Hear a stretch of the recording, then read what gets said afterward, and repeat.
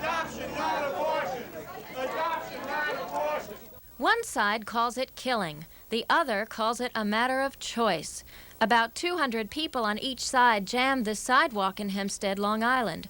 The demonstration took place in front of the Bill Baird Abortion Clinic, a place where Nassau County DA Dennis Dillon says people are committing murder. After the fetus is developed to a certain point, and many abortions occur after this point, the abortions are carried out by scalding through saline solutions or through dismemberment in the womb. That's violence. Demonstrators were committing their own violence today. As I was asking Baird for his reactions, a fight broke out. Don't elbow me. Don't elbow me. Don't elbow me. Get over on your officer. Get him over on his side. The simple way I deal with reality, if I took out of my pocket and I said, Mr. Dillon, this is an acorn, would you tell me it's an oak tree? They'd put him on a funny farm if he said it was an oak tree. By the same extension of logic, if I showed them a 1/4 inch embryo, 6 weeks of pregnancy, and said that's a person, obviously it's not. And I would say to Mr. Dillon, I dare you, name me any state that an embryo is a person. But Baird says it's not Dillon's words so much as his presence here at this rally that is so disturbing.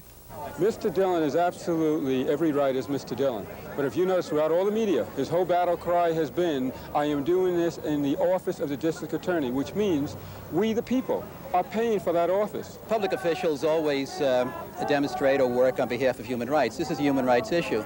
It's impossible to say which side won today. But in the heat of so much controversy and with the threat of more demonstrations, one thing is certain.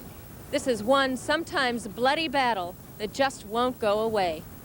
Roma Friedman, Channel 2 News.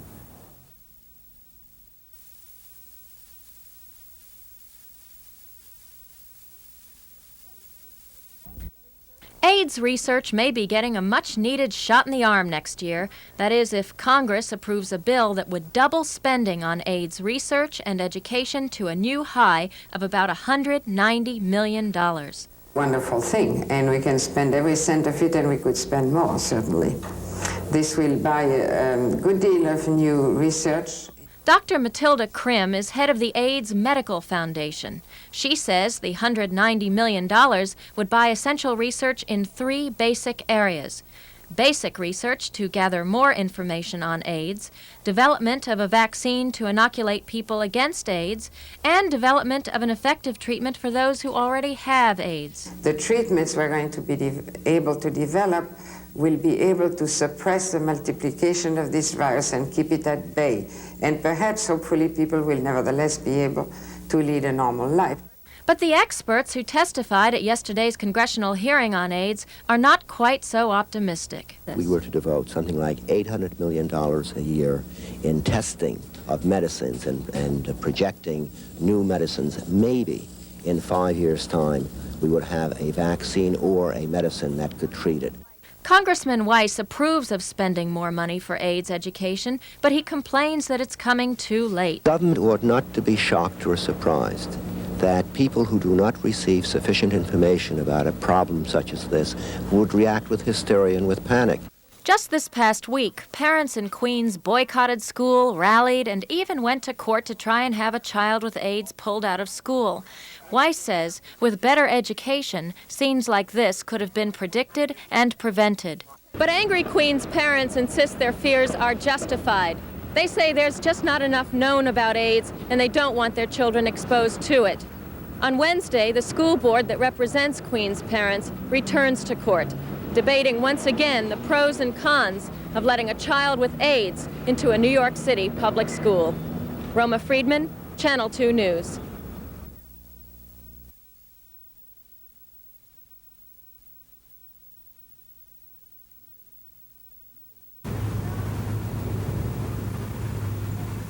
At few intersections in this city will you find a more striking visual contrast. This is Park Avenue and 96th Street. On one side of the street, tulips bloom. On the other, the only thing which comes up from underground are the trains. Here to the north lie the housing projects. To the south are the high-priced apartments. Along the narrow strip known as 96th Street, the two worlds abruptly merge.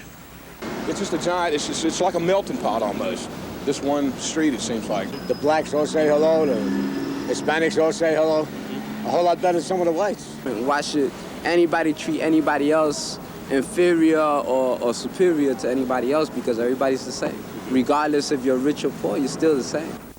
But have race relations here improved in the past 5 years? Across the entire city, a Channel 2 News New York Times poll found people split on the question. 35% said relations are better, 25% said worse, and 33% said they've stayed the same. 96th Street has been called the edge of night, the street where white wealth ends and black and Hispanic poverty begins. In recent years, the physical borderline has blurred a bit, but for many, the psychological borderline is still here. How often do you go north of 96th Street? Never. Never at all? How come? No reason to. A lot of people refuse to go and park their car up this direction. I think they're afraid to, you know. But I do. I find it safe.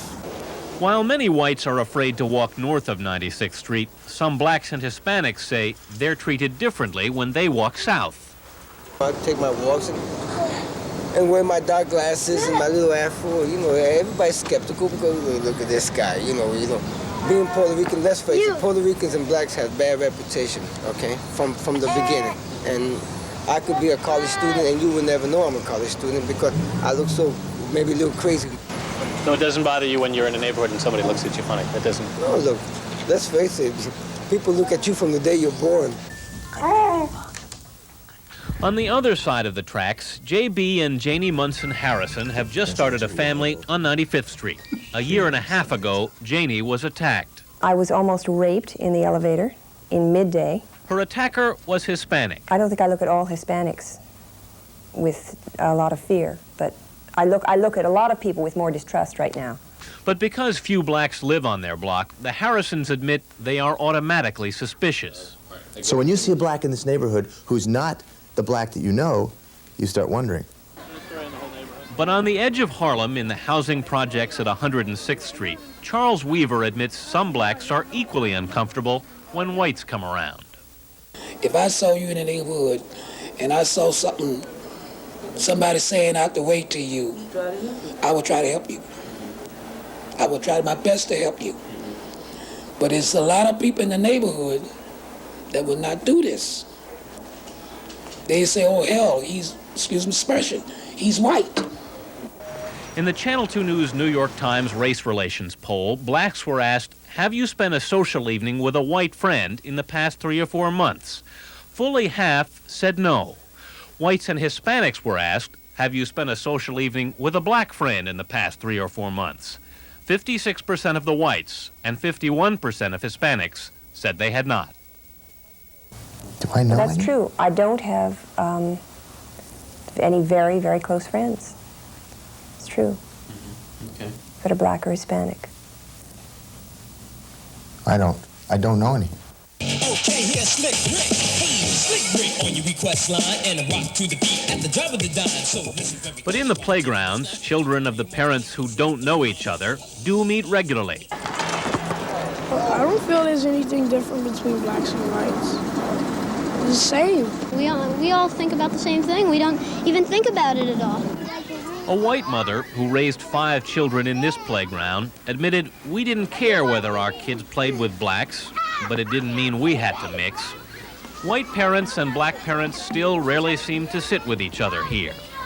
Their paths don't cross, except in stores, supermarket, delicatessens, the stores that are along the border.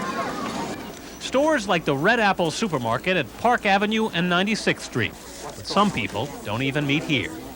The delivery guys are black, and that's the only blacks that I ever see in this neighborhood that I deal with on a relative day-to-day basis. Russell Dunn comes in from Brooklyn every day to deliver groceries for the Red Apple. The job takes him to both sides of 96th Street. Oh, there's a big difference. There's a big difference sometimes. If I go down there on Lexington Avenue, they say, how you doing, and everything. They speak to me over here, but it's like, sometimes I think it's a fake smile they put on their face, like, thank you, thank you.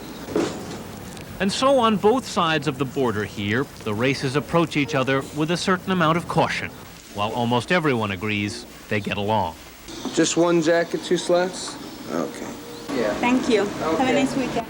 A black man who grew up in Harlem and now works as a Park Avenue doorman put it this way. You have to get along together, he said. You're trying to survive.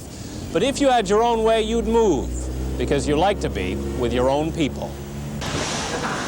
And as our poll found, most people still socialize mainly with their own race.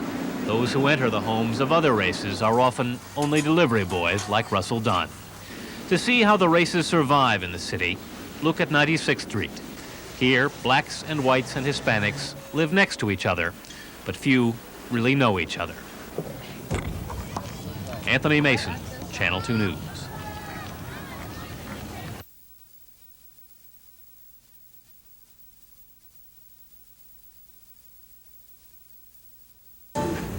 The performance reached out to the theater community for both talent and money, because it is the theater community that has been hard hit by the disease. David Summers has been singing, dancing, and acting on and off Broadway for 15 years, but now his career is at an end. I don't think a producer would hire me because I have AIDS. Summers is one of 14,000 AIDS cases in the country, half of whom have died. Houston, Texas. And it looks as though AIDS has focused its destruction on the New York theater. There are many, many people in the theater with AIDS. All you have to do is look at the back pages of Variety and read the obituary columns. And oftentimes it'll say, acquired immune deficiency syndrome. On and off Broadway, the big topic is AIDS. AIDS has invaded the theater industry more than most other industries, and that invasion has brought with it financial troubles. Harrison Croma heads the Union of Directors and Choreographers. It is typical of theatrical unions, small, with 1,200 members and a high proportion of gay young men. The cost has been over $60,000 a year for each individual. And we know of 3 members who have died. Perhaps there are 8 others who are being treated at this moment for AIDS.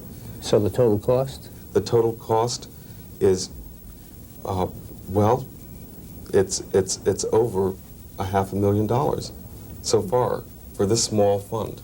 The health plan already has cut back on benefits to its members, and if the number of cases doubles as predicted, we would go broke. But the impact of AIDS goes beyond money.